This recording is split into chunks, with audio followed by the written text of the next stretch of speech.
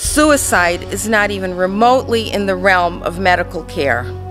In fact, the first principle of medical ethics learned by every medical student and nursing student is primum non nocere. First, do no harm. And what can cause more harm than suicide? Under 6645, the individual can receive the lethal dose the day that the person receives that terminal diagnosis.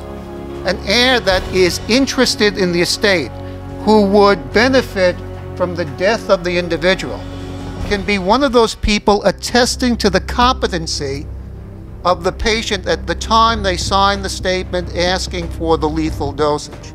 Even condemned criminals are entitled to have objective witnesses to ensure that the execution is done humanely. Initially, those people were termed to be terminal. They were described as being at the end stages of a disease process.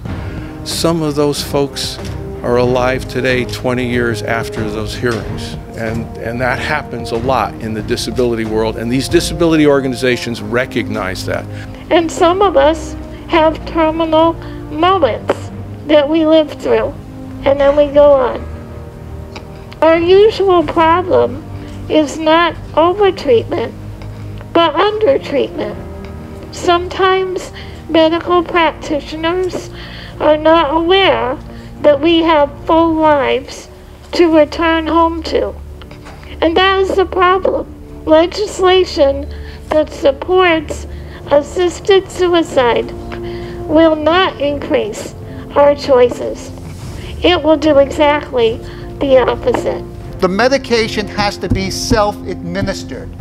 But if you look at the definition, self-administration means only that the patient has to ingest the medication. If somebody gives it to you or puts it in your mouth or jams it down your throat, you've ingested it. Taking an overdose is the opposite of death with dignity. This is suicide.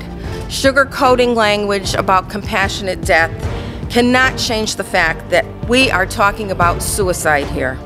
But it is difficult to understand the rationale that says, because I'm a burden to others, because I lack self-autonomy, because I'm not loved, then I should kill myself. Shouldn't the response be, you are loved.